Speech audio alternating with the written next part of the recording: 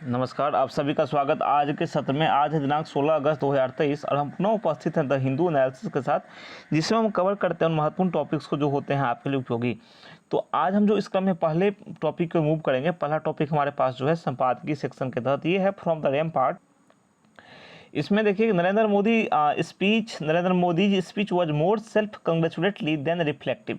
इसमें कहा गया कि जो प्रधानमंत्री नरेंद्र मोदी का जो भाषण था वो कहीं आत्मावलोकन यानी जो रिफ्लेक्टिव मतलब आत्मावलोकन से कहीं ज़्यादा अपनी प्रशंसा करने वाला था। PM Narendra Modi offered what he described as an account of his 2 consecutive terms in office, delivering his 10th customary address to the nation on Independence Day।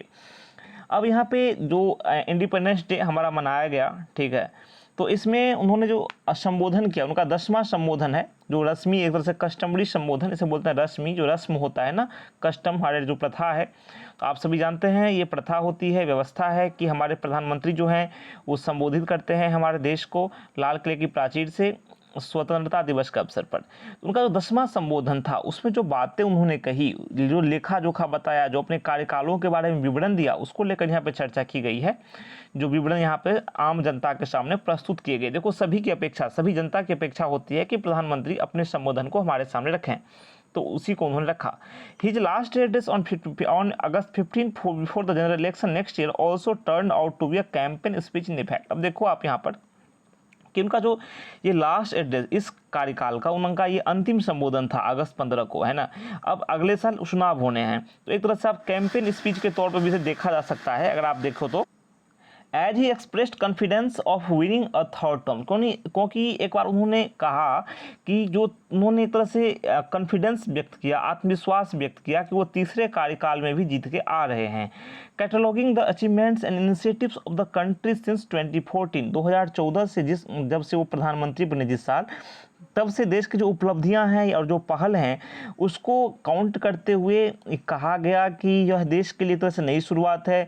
जो ब्रिटिश साम्राज्यवाद से, यानी कि जब हमारे ऊपर ब्रिटिशों का शासन था तो 1947 में आज़ादी मिली, उसके बाद से जो है 1947 में आज़ादी प्राप्त करने के बावजूद 2014 तक लगातार था, लेकिन 2014 के बाद काफ़ी कुछ बदला है, जैसा कि भाषण में कहा गया।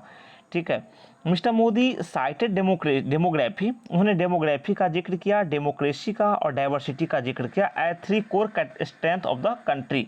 अब देखो ये ट्रिपल डी है, यानी 3D डेमोग्राफी होता है जनसांख्यिकी, डेमोक्रेसी लोकतंत्र और डाइवर्सिटी विविधता। हमारे यहाँ विविधता भी अनूठी है, उसका भी जिक्र उन्होंने किया।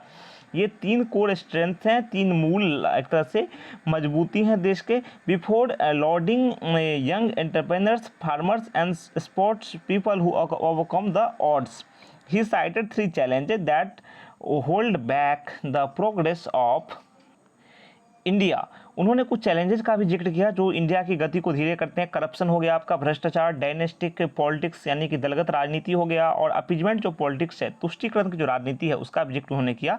सिंस 2014 के बाद से बात करें, mister Modi told fellow citizens, उन्होंने एक तरह से नागरिकों से कहा, 2014 के बाद की है कि जो एक तरह से देखा जाए तो पूरे भाषण में उन्होंने संबोधित किया, परिवारजन एक तरह से कहा उन्होंने देशवासियों को। तो उनसे कहा प्रधानमंत्री मोदी ने कि 2014 से इन चुनौतियों से जो प्रधानमंत्री जी हैं वो मजबूती से लड़ रहे हैं। अब बहुत से इस मामले में दुश्मन बन रहे हैं, उनके विरोधी बन रहे हैं, लेकिन वे अडिग बने हुए हैं। अब भारत को एक नई ऊंचाइयों पर ले जाने पर बिल्कुल एक तरह से दृढ़ संकल्पित हैं। प्रधानमंत्री की तरफ से ये भी कहा गया कि भारत जो है अतीत की 1000 साल की गुलामी की बुराइयों से उभर रहा है। अब 1000 साल के स्वर्णिम युग की, है ना, 1000 ईयर गोल्डन एरा, उसकी एक तरह से फाउंडेशन डाल रहा है Bharat. In an emerging new world order, एक तरह से नई वैश्विक व्यवस्था में भारत की भूमिका जो है, India would be playing a central role, mister Modi said. उन्होंने कहा कि भारत जो है एक तरह से केंद्रीय भूमिका, मुख्य भूमिका निभाएगा, जो एक तरह से एक नई जो विश्व व्यवस्था उभर रही है सामने। और आप सभी जानते हो वैसे भारत जो प्रमुख भूमिका निभा भी रहा है, चाहे अगर रूस यूक्रेन का युद्ध हो या फिर और भी कुछ भी स्थिति हो, तो भारत ने हमेशा तटस्थ रहना चुना है और सही की सही बात रखी है। चाहे जो भारतीय विदेश मंत्री है जयशंकर द्वारा ये कहा जाना कि यूरोपीय संघ पहले अपने एक गिरबान में झांके, अपनी ओर ध्यान दे ना, यूरोपीय संघ जो है वो पहले रूस से तेल आयात करना बंद करे, भारत के बारे में बाद में सोचे। तो किसी को सामने खड़ी खड़ी सुनाना, अपनी बातें रखना, वो भारत ने एक तरह से दिखाया है।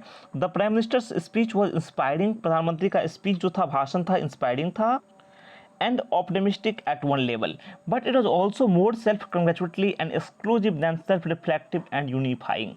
अब देखते हैं कि भारतीय प्रधानमंत्री नरेंद्र मोदी जी का जो भाषण था प्रेरक था, एक तरह से जो इंस्पायरिंग था, प्रेरक था और ऑप्टिमिस्टिक यानी आशावादी था एक तरह से, लेकिन एक तरह से ये भी था कि कुछ ज़्यादा ही अपनी तारीफ प्रशंसा वाली बात थी। इसमें आत्मावलोकन जो था वो एक तरह से देखा जाए कि उस पर ज़्यादा जोर नहीं था, बाकी तो कुछ तरह से अपनी प्रशंसा को ज़्यादा था उसमें। Though mister Modi said India unity across regions, communities and gender was the utmost priority for him.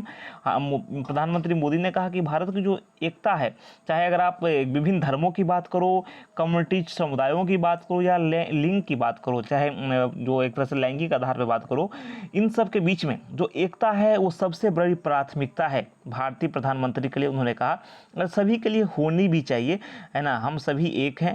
एक तरह से काफ़ी जो विविधताएं हमारे देश में हैं उसके बावजूद हम सभी क्या हैं, एक हैं। तो उन्होंने यही कहा कि सभी क्षेत्रों, समुदायों और जो लिंग से, लैंगिक आधार से परे भारत की एकता उनके लिए सबसे बड़ी प्राथमिकता है।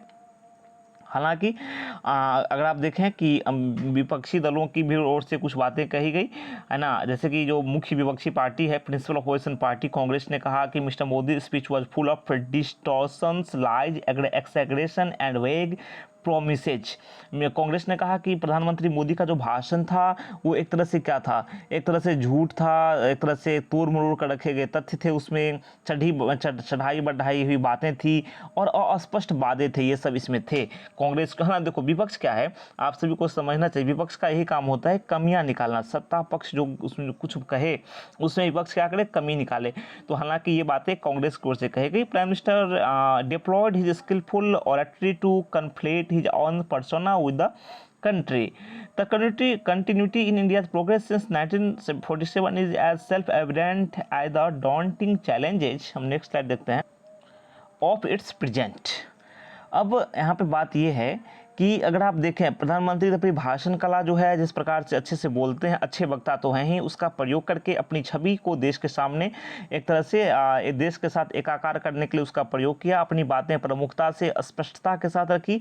साथ ही अगर आप देखो 1947 से जो भारत की प्रगति की जो कंटिन्यूटी है वो इतनी ही स्पष्ट है जितना कि वर्तमान की मुश्किल चुनौतियाँ। भारत ने प्रगति तो की है ना, हम धीरे धीरे प्रगति के रास्ते पे इनकार कर रहे हैं। और इसमें कहा कहते हैं कि देखो किसी चीज़ से को अस्वीकार करना, ठीक है, एक तरह से आप देखो डिनाइंग और overlooking either is not a great strategy for progress. मान लो आपने प्रगति की है, भारत ने प्रगति की है, या फिर जो चैलेंजेस हैं आप किसी को भी इनकार नहीं करते, किसी से भी आप अस्वीकार नहीं कर सकते, ठीक है। Mister Modi noted that peace and normalcy were returning to stride for Manipur but no state accountability for the violence and chaos was mentioned।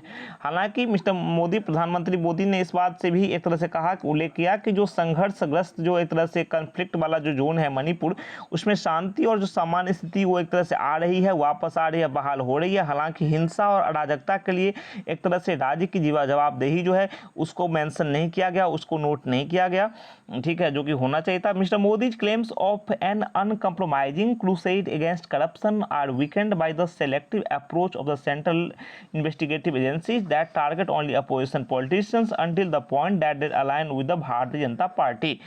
अगर यहाँ पे आगे देखा जाए तो भ्रष्टाचार के खिलाफ जो एक तरह से जो लड़ाई है भारतीय प्रधानमंत्री या फिर कहें जैसे कि सरकार कहती है, उनके जो दावे हैं वो केंद्रीय जांच एजेंसियों, कहा जा रहा है कि केंद्रीय जांच एजेंसी जो है वो ऐसे काम करती है कि विपक्षी दलों को टारगेट करती है। तो एक तरह से ये भी आरोप लगते हैं।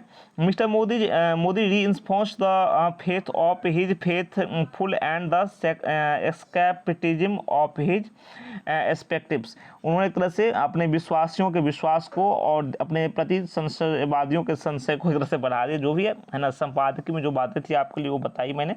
नेक्स्ट देख लेते हैं टॉपिक जो हमारे सामने है। ये टॉपिक है अ सर्ज फोरटोल्ड है, inflation could undermine brother consumption and economic growth. इसमें कहा गया कि जो मुद्रास्फीति जो है वो व्यापक उपभोग और आर्थिक विकास को एक तरह से कमजोर कर सकती है। तो मुद्रास्फीति एक तरह से क्या है, महंगाई है।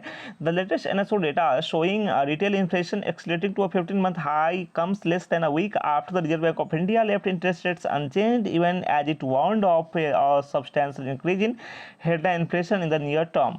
इसमें जो चर्चा की गई है ना कि खुदरा मुद्रास्फीति को 15 महीने के उच्चतम स्तर पर दिखाने वाला जो एनएसओ का ताजा आंकड़ा है वो भारतीय रिजर्व बैंक ने आरबीआई द्वारा एक तरह से नजदीकी भविष्य में हेडलाइन मुद्रास्फीति में पर्याप्त वृद्धि होने की चेतावनी दे रहा है और ब्याज दरों को एक तरह से अपरिवर्तित छोड़ दिया गया है ना, उस सबको चर्चा किया गया है। मुद्रास्फीति में इस उछाल का जो प्राथमिक कारक है वो खाद्य पदार्थों की कीमतों का घटक है। अगर उपभोक्ता खाद्य मूल्य सूचकांक की बात करें जो आधारित मुद्रास्फीति है वो स्तब्धकारी तरीके से एक तरह से जून के जो 4.55% के आंकड़े हैं उससे 696 आधार अंक बढ़कर 11.51% हो गई है। तेल और जो फैट वाले पदार्थ हैं उसके जो सिवाय उपभोक्ता मूल्य सूचकांक जो है सीपीआई उसके 12 सदस्यीय खाद्य एवं पेय पदार्थ समूह की 11 अन्य वस्तुओं की जो एक तरह से प्राइसेज हैं उसमें ईयर बाय ईयर बढ़ोतरी दर्ज की गई, वृद्धि दर्ज की गई है। सीपीआई में लगभग 10% भारांक के साथ सबसे बड़ा खाद्य घटक और चावल जो गेहूं के बुनियादी मुख्य आहार को रिप्रेजेंट करने वाला अनाज की कीमतों में जुलाई 2022 के स्तर से 13% की वृद्धि देखी गई है। उस सब को लेकर चर्चा यहाँ पे की गई है, आप इसे पढ़ें समझें, आशा है कि आपको समझ में आएगा होगा। फर्स्ट टॉपिक को तुमने एक तरह से वर्ड बाय वर्ड डिस्कस कर दिया है, सेकंड टॉपिक भी आप देख सकते हैं और इसमें वही है। सेकंड टॉपिक में जैसे बताया कि आरबीआई को एक तरह से मुद्रास्फीति को 4% का अपने घोषित लक्ष्य तक सीमित करने में भारी कठिनाई का सामना करना पड़ सकता है, बशर्ते क्या है सभी जो एक तरह सही से काम हो और व्यापक उपभोग एवं आर्थिक विकास के सुस्त पड़ने से पहले मुद्रास्फीति पर काबू पाया जा सके। तो कुछ बातें हैं निहित हैं जो आप पढ़ें, इसे आपको समझ में आएगा। और कोई शंका कोई डाउट हो तो अवश्य हमारे साथ शेयर करें। फिर मिलते हैं नेक्स्ट सेशन में, तब तक के लिए आज्ञा दीजिए और कहिए नमस्कार, थैंक यू।